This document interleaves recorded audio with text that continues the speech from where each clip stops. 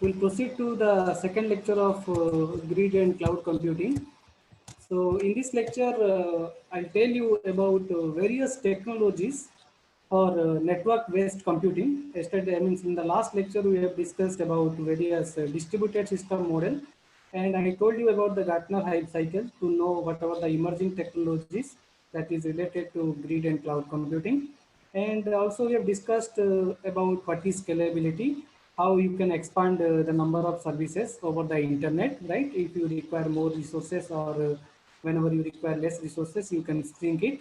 Last class, we discussed the first part. In this today's lecture, we will see various technologies for network-based computing. So see here, there is a graph there is a graph is represented in this particular slide. If you see this graph indicates two important things. One is called processor speed, which is represented in this color, right? Blue color. Okay, this is your processor speed, and the red color indicates that is called network bandwidth, and it shows how processor speed and network bandwidth improved from the year 1978 to 2011, right? Means what is the processor speed in 1978 and what is the processor speed in 2011, or in between what are the new processor that are introduced in the market, right? And what is their speed, whether that is the speed is high or low, that you can see.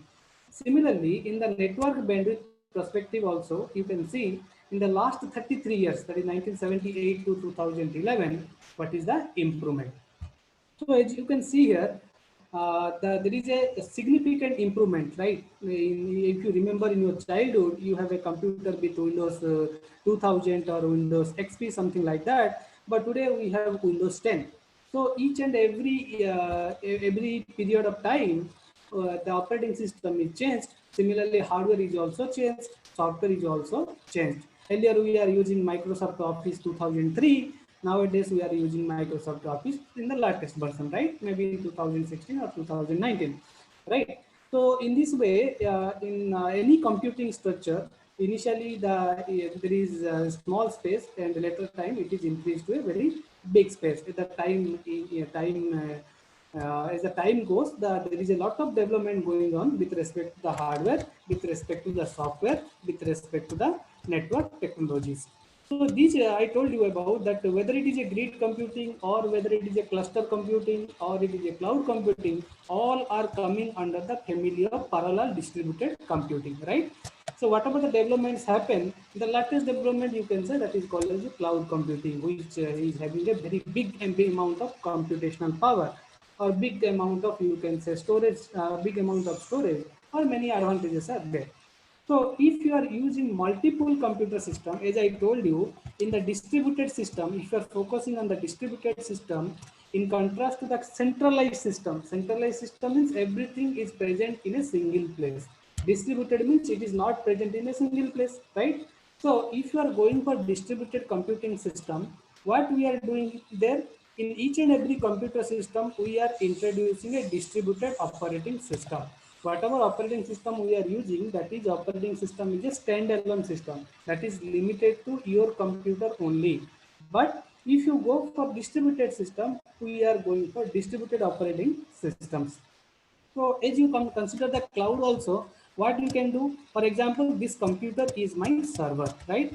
And this computer is now connected to 30 computer system that is present in a particular lab. Let's say 30 computer systems are there. They are connected in some using some topology, and this is my server. So what I will do, I will install a server version of the operating system here, and a client version of the operating system in each and every computer, whoever is participating with my network system. So the idea of installing the server operating system, server-based operating system, and client-based operating system is that you can control these clients in some fashion, so that if a big task is assigned to this computer system, you can assign that work to this small computer system. As I told you, if I'll assign 100 assignment to a particular student, and I'll tell you the deadline is night 12, so it is difficult to solve. So what you will do, you will give this 10, you will divide this 100 assignment into 10 parts. Let's say 10 in each part, right? So what I will do, each and every computer system, similarly, if a very big task is assigned to this computer server computer system, what it will do, it will decompose that work into small works. After doing these small works, what it will do, it will assign a small unit of work to this computer system, this small unit of work to this computer system, this small unit of work to this particular computer system. In this manner, a very big task can be decomposed into small tasks. So what they will do, they will process these 10 tasks and finally return the result to the server. So what server will do? Server will again consolidate all the result and return to a particular user or a client or a customer, right? So this is the main goal of going for the distributed system. So as you can see, initially we have Intel 286. There is a processor name. Like today you are saying i3 processor, i5 processor, i7 processor. If you see in the year of 1978 around, the processor name is called Intel 286. After that, there is a Motorola processor. There is a Intel series, Intel Pentium 1, Intel Pentium 2, Intel Pentium 3, Intel Pentium 4. You may have heard about Intel Pentium 4. Then there is a core to duo processor, dual core processor, then core to duo processor, then i3 processor, i5 processor, i7 processor. So what is the main idea of learning this particular graph is how the development of various processors is going on and how their speed is drastically increased. So whatever speed given by this Intel 286 processor, if you compare the speed with Intel Core i7-990X, it is much more faster, right? In comparison to this Intel 286, it is much more faster.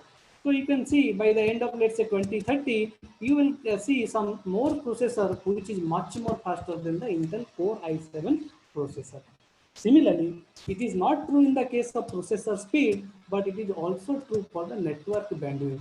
Network bandwidth, earlier people are using the Ethernet.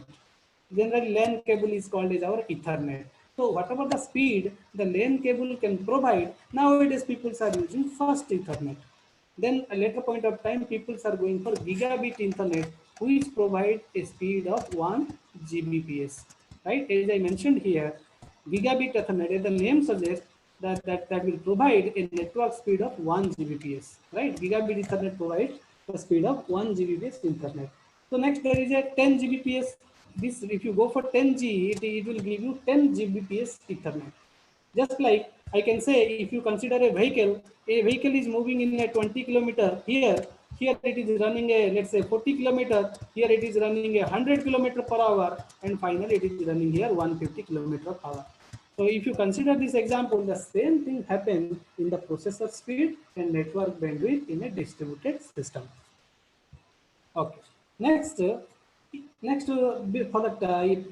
the many inventions, after many inventions, there is a multi-core architecture is developed. Multi-core architecture, I told you in the last class also. Whenever you are focusing on i3 processor having two core. One is core 1, another is core 2.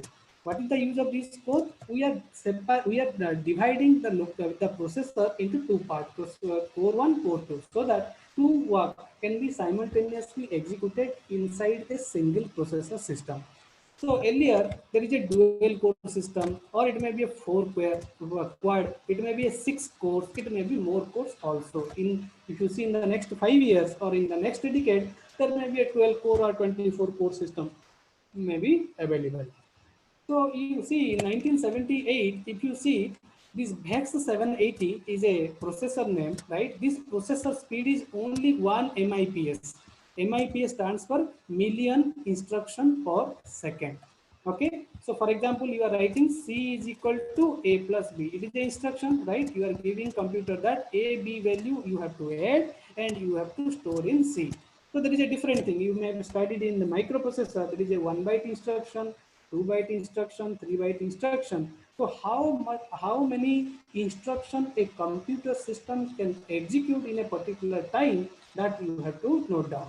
For example, if you see here, it is a 1 MIPS system. 1 million instructions you can execute per second.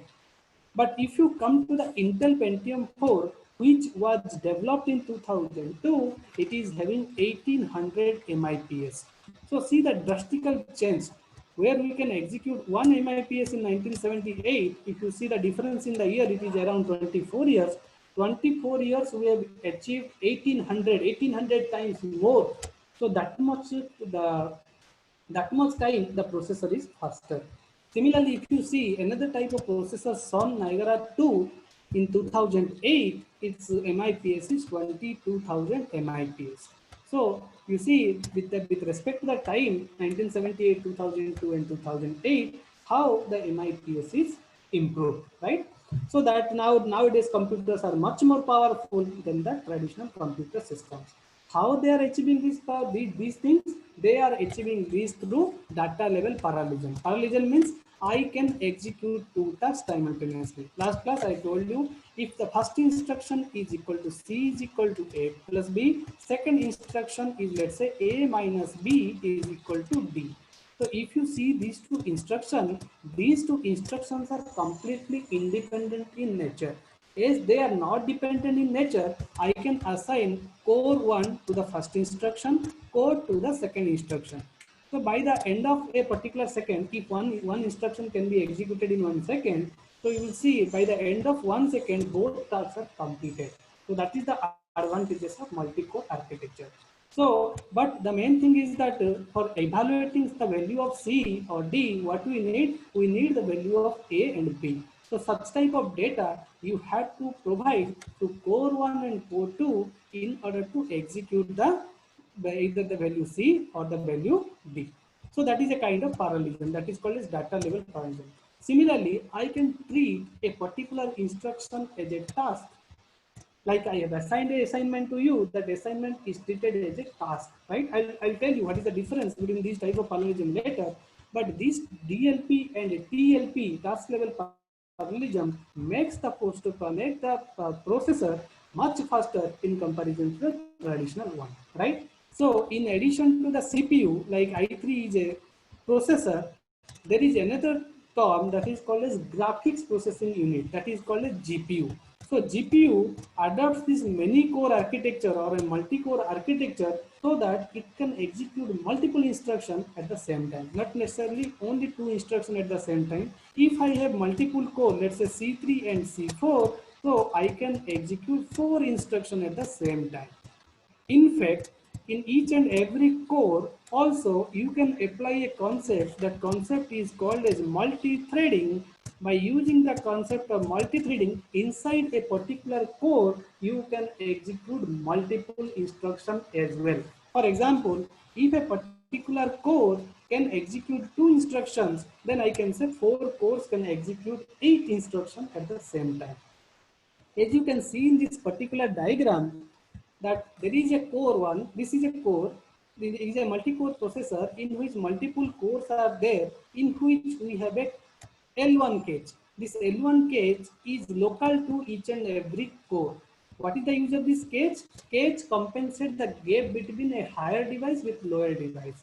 For example, if there is a student who is securing highest CGPA, let's say that is the higher core, right? If a student securing low CGPA, let's say that is considered as lowest one, right? The learning capacity of a top student and a, let's say, bottom student, both are not same, right? The learning capacity of the student who is in the topper in the class is maybe more, but bottom student is not that much capable. So you have to tell the bottom student in such a manner that he will try to understand the concepts, whatever delivered in the class.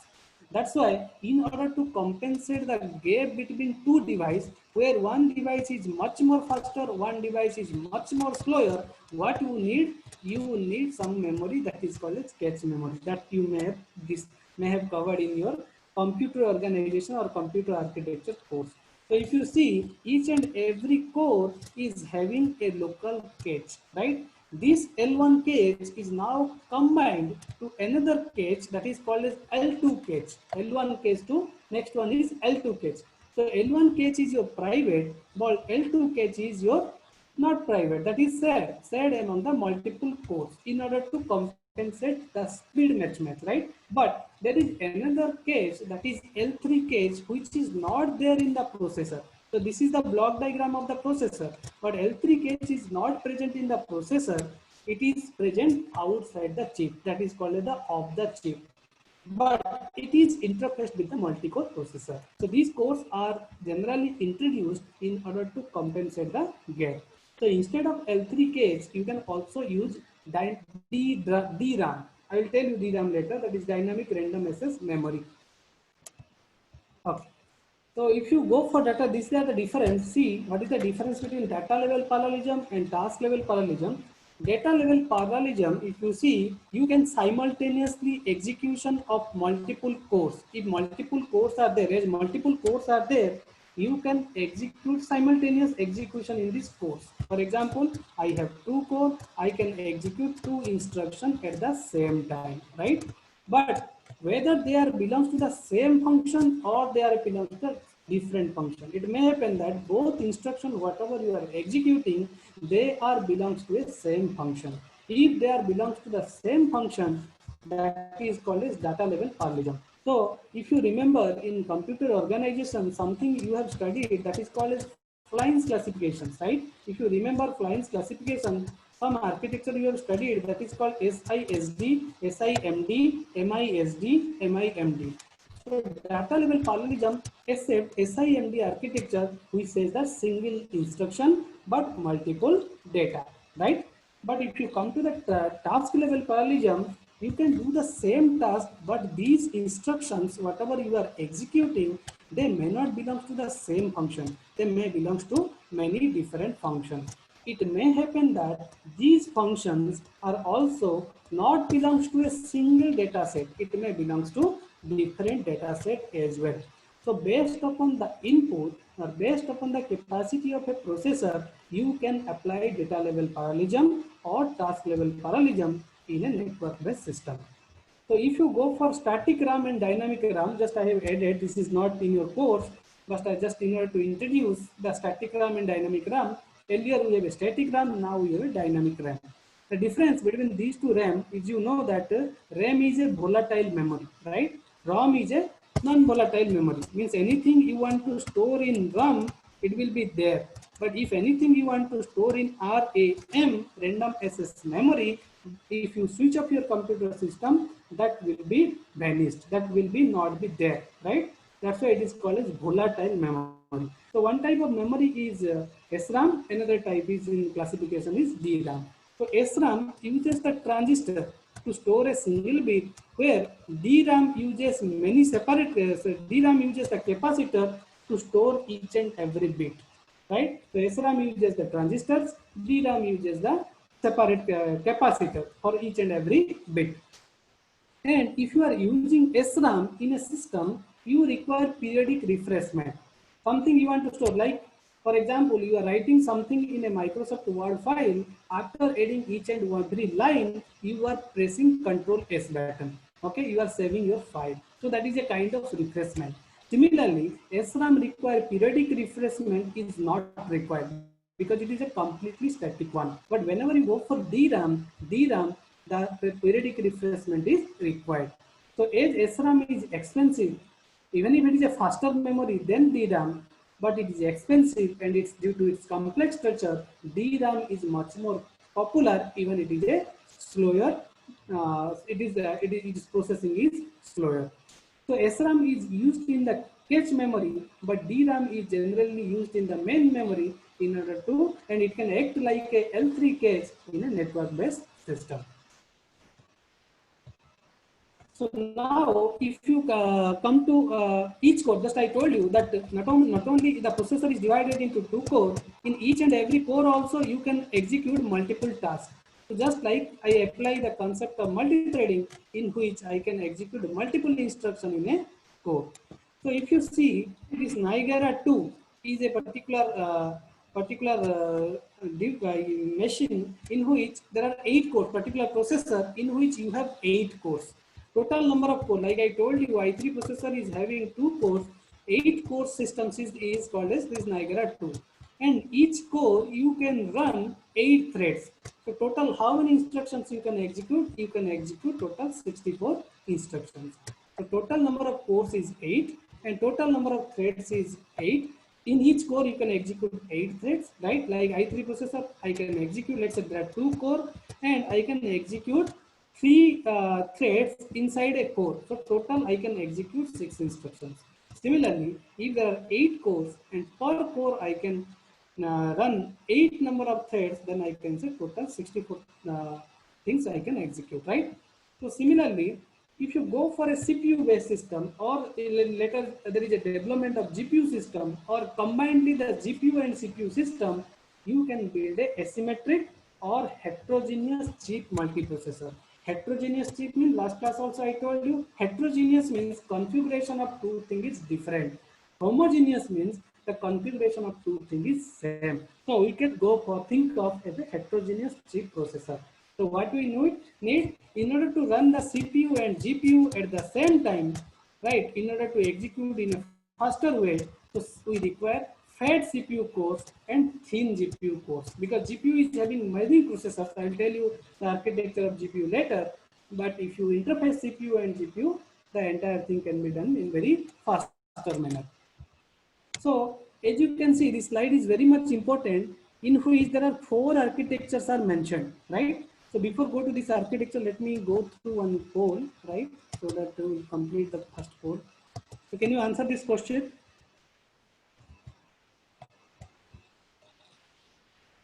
Please answer this question.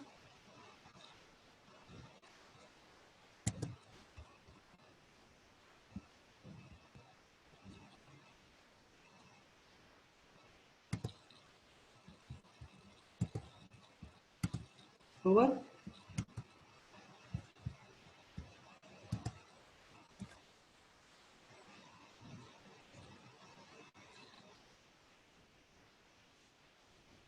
Okay. So I'm closing the poll.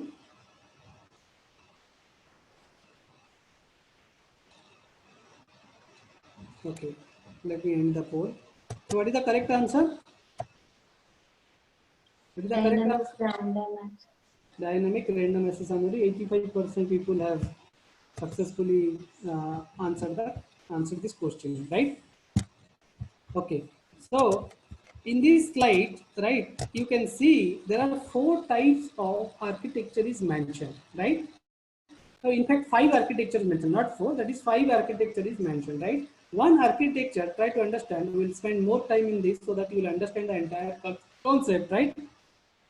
So as you can see, there are 5 architecture in which I can run 5 threads, right? In each and every architecture, I will try to run multiple threads, and let us see which one is possible, which one is not possible. So let me tell you, these are the threads. This is a thread, representation of a thread in a color. You can see there is some lines in one direction, thread 2 in another direction, thread 3 is black color, thread 4 is just like some other dotted one. Thread 5 is just like an Excel sheet, and the blank one indicates the idle slot. So what is our objective? These are the 5 architectures: 1, 2, 3, 4, 5.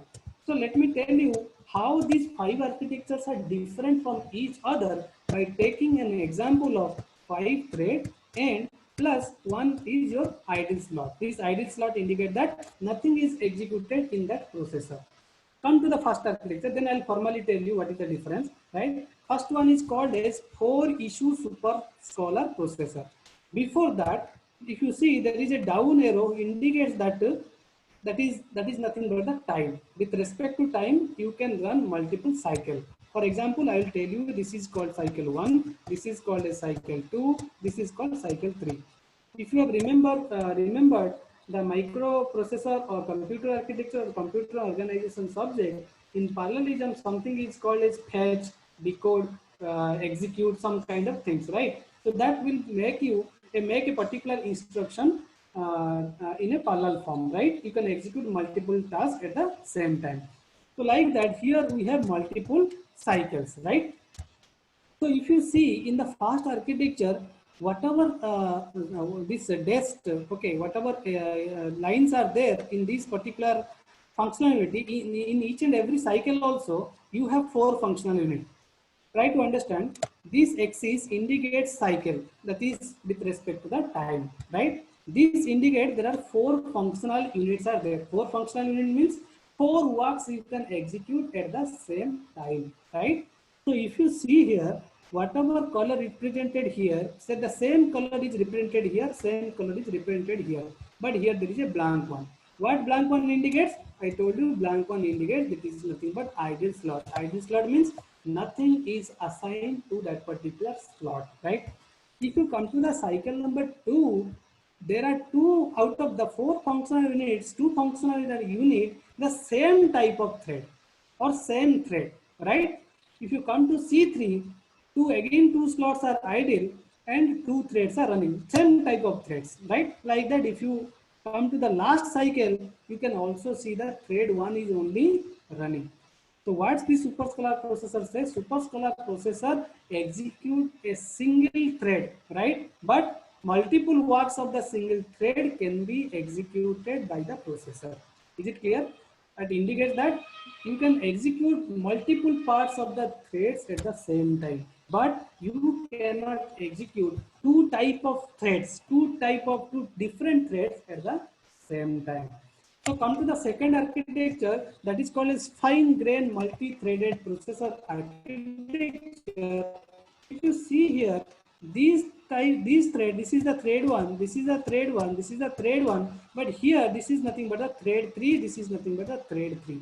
What it indicates? In different cycle, you can execute different type of thread, right? Like cycle 1, we are running different instances of thread 1, but in cycle 2, we are executing different instances of thread 3. Even again in the cycle 3, I am executing thread number 5, different instances of thread number 5. Again, if you come to the cycle number 4, I am executing different instances of thread 2. So fine grain architecture allows the users to execute multiple threads in different cycle. Multiple thread we are executing, but in different cycle, not in the same cycle, right? But if you come to the coarse grain multi-threaded processor, here if you can see, here we are executing threads of the thread 1, here also thread 1, here thread 1, thread 1, thread 1, thread 1, and here we are executing thread number 3, right? Again thread number 3 here, thread number 3 here, thread number 3, thread number 3, thread number 3. What it indicates? It says that you execute all the works associated with the thread 1 before moving to another thread number 3. Is it clear? So it says that if you come to the previous one, we are executing, see here we are executing again the thread number of 1. But coarse grain multi-threaded processor says first you complete all the works associated with the thread 1, then you move to the thread 3 or other threads, right? But if you come to the two processor CMP, what it is doing, it is dividing the 4 functional unit into 2 parts. There are 4 functional units. Now it is divided into part 1, another is part 2. In each part, you can execute 2 different threads, right? For example, in each part, you can run at max 1 type of thread. For example, here I am running thread number 3, right? So the entire core, okay, or entire core of the processor, I can execute thread number 3 only. So once it is completed, I can load another thread, but at the same time, I cannot execute. Similarly, if you see here, thread number 4 is occupied by the core number 2. But if you come to the simultaneous multi-threaded SMT processor, you can see here I am executing thread number 1, here I am executing thread number 5, here I am executing the thread number 2. What it indicates? Multiple threads can be executed in a single cycle. So in this manner, these 4 architectures are different from each other.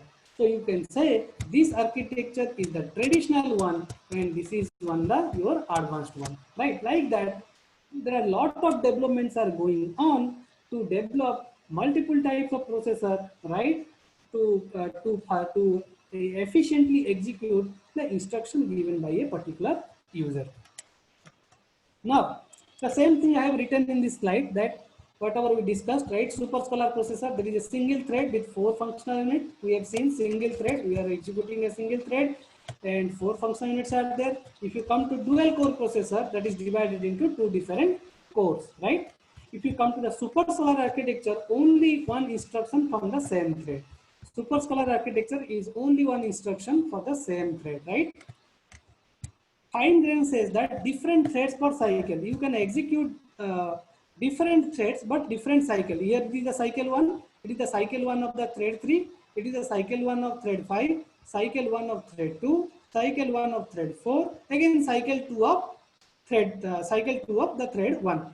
But if you come to the coarse grain one, what you can execute? You can execute many instructions from the same thread for a few cycles. So you can execute multiple cycles at the same time, right? Similarly, if you come to the multiple chip multiprocessor, right, you can execute instruction from the different threads, right? If you see here, different instructions we can execute in the simultaneous SMT processor, multi-threaded processor. So I think this idea is clear. The same thing, whatever I will discussed here, the same thing I have written here, you can go for it, right? And if in a particular processor, you are seeing there are many blank spots are there. Okay, if you see, for example, here, if you see there are many blank spots are there, then you can say that processor is not that much efficient. That's why it results lower scheduling efficiency. If you fully utilize a processor, then the scheduling performance is improved. So next is, if you come to world's first GPU, like last class I told you about top 500.org website in which you can see the supercomputer. Here, world's first GPU, if you see, the first GPU is called GeForce 256, which was developed in 1990 by NVIDIA. So whenever you are purchasing your laptop, at that time, people are saying, right, this is having a GPU processor, right? So that is a much faster processor in comparison to our traditional processors. So some processors, if you see, for example, if you see a GPU can execute 10 million polygons per second. Just I told you in the prior to something, some million instructions per second is executed, right? So similarly, if you come to the GPU term, GPU can execute in a per second, it can execute 10 million polygons. So imagine how much faster GPU in comparison to the CPU, right?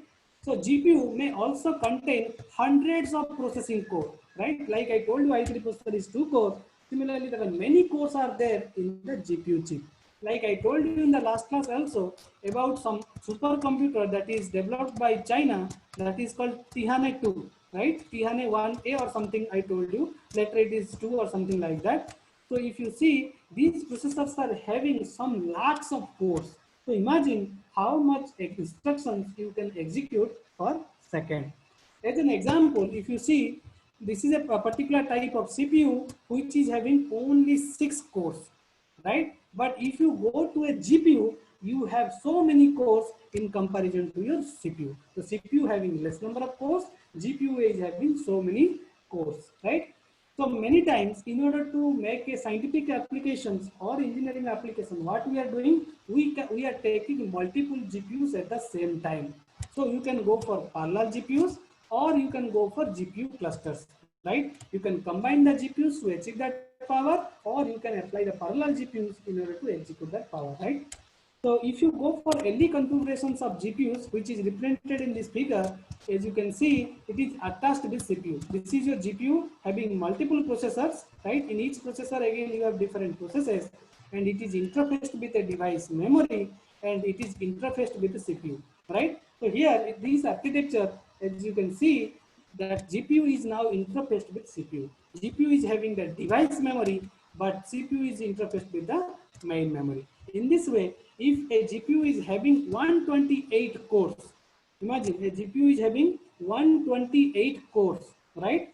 And in each core, you can execute 8 threads, right? 128 cores are there, and in each core, you can execute 8 threads. So total, how many threads you can run in a GPU? You can run 1024 threads at the same time. So imagine if in a particular thread, you can execute, let's say 10 million polygons per second. So imagine how much instruction you can execute per second. So that is the advantages of going for GPU architecture in addition to the CPU architecture. So this is a typical example of GPU, right? There are so many functionalities are there. I will not go through it. Only I want to show this architecture. As you can see, how many cores are there here? Here total number of cores are 16, right? This is another part which is having another 16 cores. So if you see, there are 32 CUDA cores are there. So that is CUDA cores which say. So there are 32 CUDA cores are there, right, in a GPU. And if you assume that a GPU is having 16 processor, then you can multiply this 32 with your 16, right? So imagine in a single processor, you have 32 cores, okay? And a GPU consists of multiple cores, and as GPU consists of multiple processors, right? So GPU, if a GPU consists of 16 processor, let me write processor, 16 processor, and in each processor you have this configuration. This configuration indicates that there are 32 cores are there, right? So imagine a GPU consists of how many cores, right? So that it can execute multiple tasks at the same time. So I am leaving this architecture. Don't be go through this architecture only to convince you that what is the architecture of a particular GPU. It also consists of something called special functional unit to execute uh, some particular instructions, right? Okay. So the same thing, whatever we discussed, that each SM, right? Here, if you see, this is called as a symmetric streaming multiprocessor. This entire architecture is called as a streaming multiprocessor, right? So as I mentioned here in the caption, there are 16 streaming multiprocessors are there, but as a space limitation, only we are showing one streaming multiprocessor. Here we are showing only one streaming multiprocessor, but total we have 16 streaming multiprocessor in a single GPU. Okay, and inside one streaming processor, how many cores we have? We have 32 cores. As you can see here, here 16 cores are there, here another 16 cores are there, right? So each SM is up to, you can go for 512 streaming processors, right? In each also, each streaming multiprocessor also, you can go for 512 streaming processor. Here it is showing less, but you can go for other GPUs, you can go for 512 number of streaming processors, right? Like if you go for CUDA cores provided by CUDA, right? If you can see there are multiple streaming processors are executed. Like I told you, the world's fastest supercomputer, as I have listed in the top 500.org website, and that was this supercomputer was developed by China, Tianhe 1A, that is having 448 CUDA cores. So imagine how much the power of a supercomputer, right? So what if a system is having CPU as well as GPU, how the CPU is interacted with the GPU? CPU instruct the GPU to perform the massive data processing. So what kind of data the GPU will execute, that depends upon the CPU, and CPU will instruct the GPU to execute this data. It can give a massive amount, a big amount of data to GPU in order to process it in a fraction of second, right? So obviously there is a bandwidth limitation between the CPU and GPU. If you are sending bulk amount of data in between the CPU and GPU, so there may be a constant of the bandwidth, right? So this bandwidth is maybe respected to onboard main memory, or it may be on-chip CPU, GPU memory. So as you can see here, this is your main memory, which is interfaced with CPU, and device memory is interfaced with GPU. So these two memories should be interfaced in order to connect the CPU with GPU. Okay.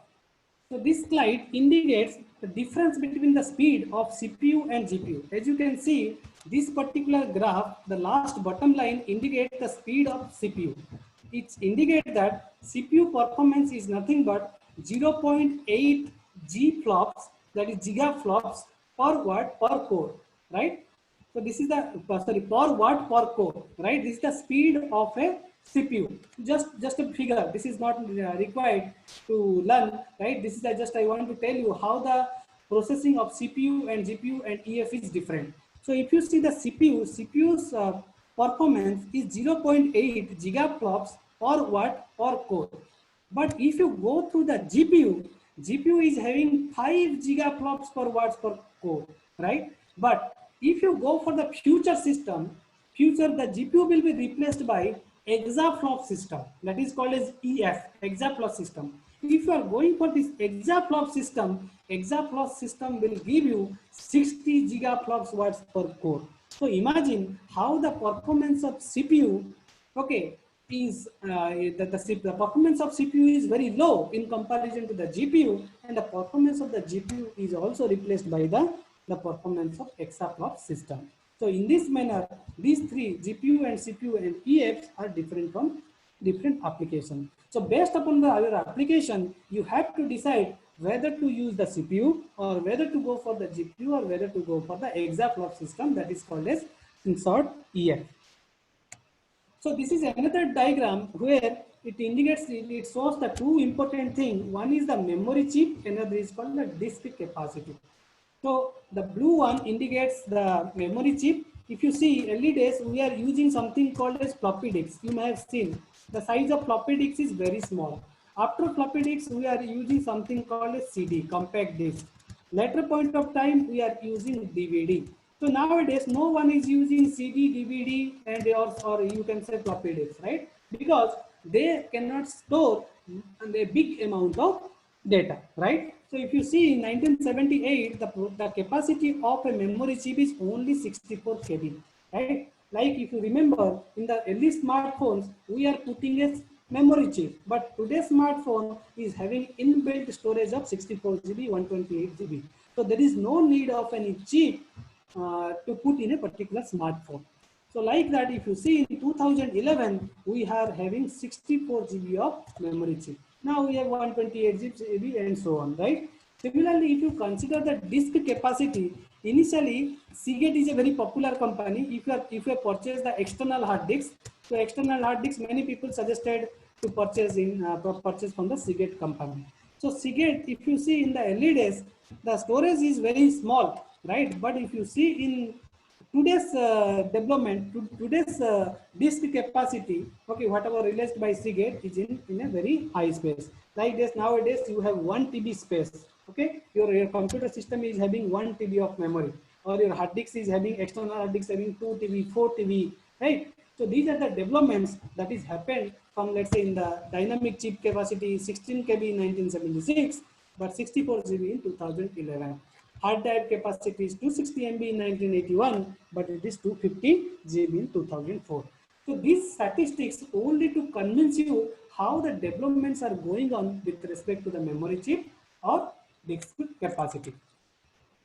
So now, in order to computer, as our topic is technologies for network-based system, you have multiple computer system. You have to connect this system into a single one, right? As you have multiple computer system in a distributed system, what you have to do, you have to combine this system into a single unit so that you will say that I have a very big power. So for that, what you need? You need network interface. So what network interface? You may use local area network. If they are present in a small domain, then you can go for local area network. If they are available in throughout the country, then you can go for metropolitan area network. Or in a city, you can go for multiple MAN, that multiple metropolitan area network, right? Or if it is a very big with respect to the continent, then you can go for wide area network. So this figure indicates that LAN generally connects a client host, your computer with your server, right? So that is also called as a client server architecture. In client server architecture, client seeks some application from the server. As you are requesting facebook.com, you are requesting a server that you open with a particular student, particular username and password. I want to view the Facebook, right? So you are putting a request to a particular server, and server responds to you with some result, right? So client always seeks some application from the server. Server always provides application there, right? If you consider such scenario, you can use local area network.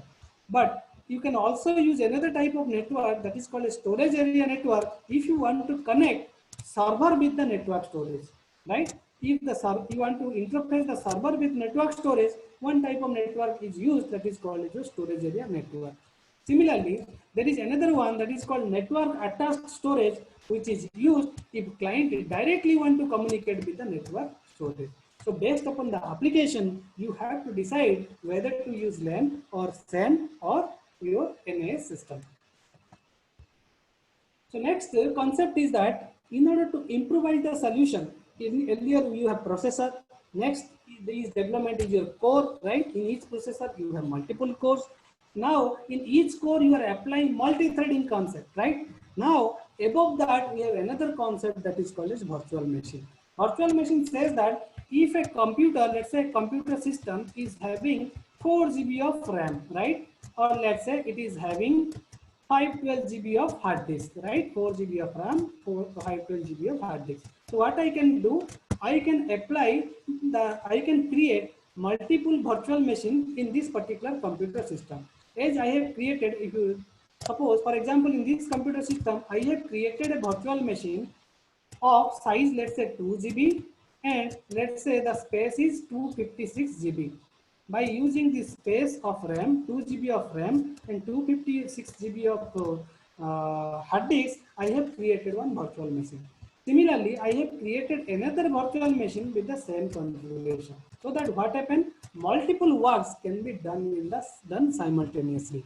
So if you are applying this virtual machine and the concept of virtualization, you can host multiple virtual machine in a single physical machine. So what is the advantages? If you are going for virtual machine, you can use the underutilized resources.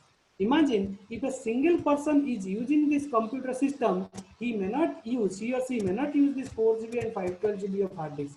But if it is split into two parts and two different users are using these two different virtual machines, then resource utilization is somehow improved.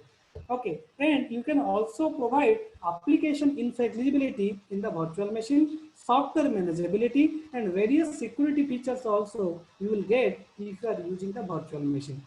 Okay, and these virtual machine also treated one concept that is called a single system image. Single system image says, for example, I am a user, I am requesting a particular cloud service provider, for example, Amazon. Okay, as you are shopping in Amazon, I am taking this example as Amazon. Suppose I have requested something from Amazon, right? So for me, Amazon is treated as a single computer system. But if you see, Amazon run multiple servers, multiple computer systems in order to provide services to multiple users.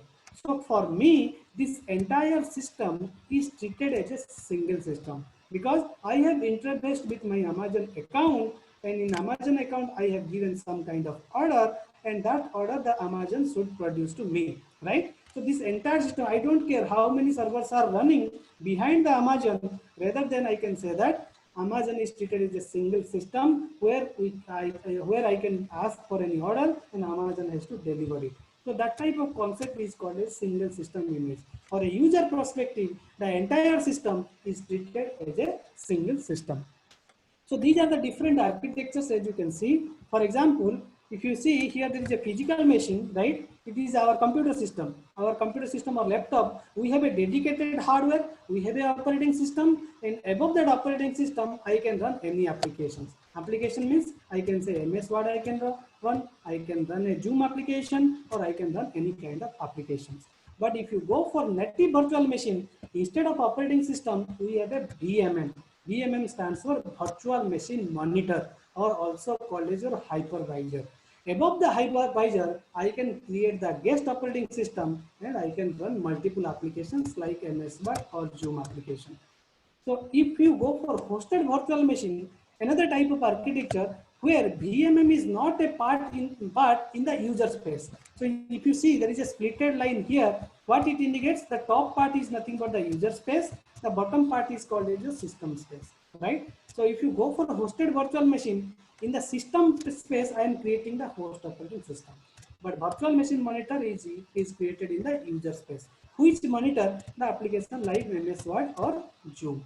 But as VMM is present in the user space, user cannot alter the operating system because operating system is present in the system space. But here, as OS is present in the user space, user can manipulate this operating system. So in order to compensate the gap between this native virtual machine and hosted virtual machine, what we did a dual mode virtual machine where VMM is also present in user space as well in the system space, so that you can avoid the disadvantage of native virtual machine and hosted virtual machine. So we will see this more about this native virtual machine, hosted virtual machine, or dual mode virtual machine while we will discuss the virtual machine chapter in detail.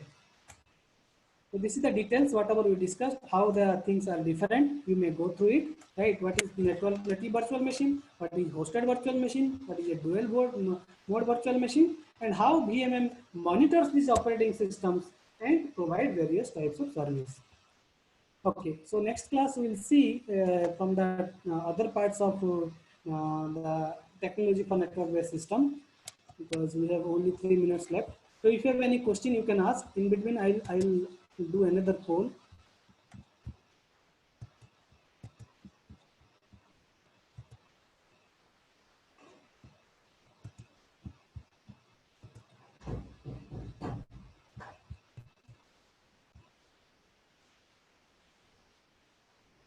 So this is the first poll. This is the second poll. If you have any question, you can ask. So let me launch the second poll. So the second question is not coming.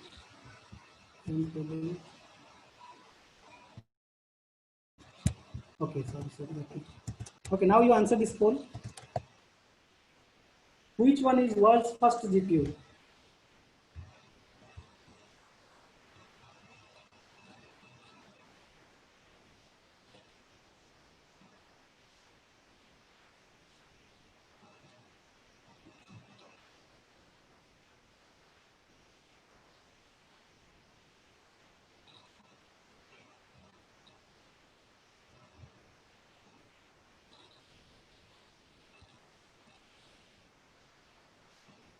What is the correct answer? Let me stop. GeForce 256. GeForce 256.